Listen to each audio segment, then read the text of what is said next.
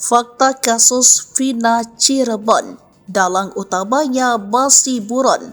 Diisuhkan anak pejabat, Polda Jabar ungkap fakta.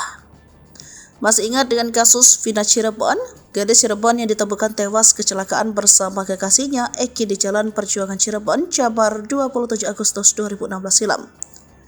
Kasus ini kembali mencuat setelah film yang khusus mengangkat kisahnya tayang sejak 8 Mei 2024 lalu. Banyak hal yang belum terungkap, terutama misteri kematian dan dalang utama pembunuhan.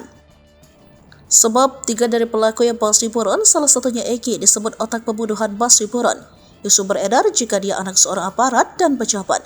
Kasus terkuak usai film menampilkan sosok saudara Vina yang kerasukan jin, Corin almarhumah, dan mengungkap semuanya.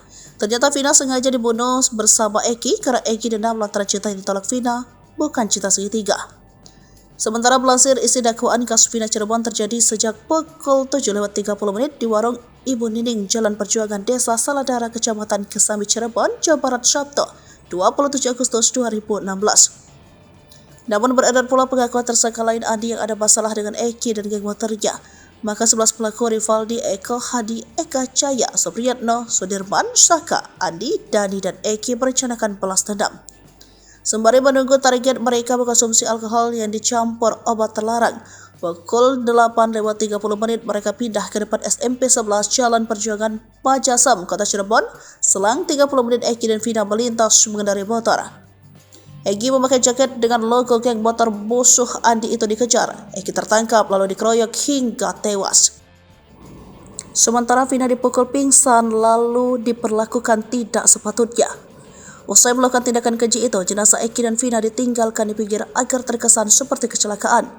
Namun hasil penyelidikan polisi menetapkan 11 pelaku bersalah, 7 pelaku divonis penjara seumur hidup, 1 orang 8 tahun penjara, dan 3 orang buron.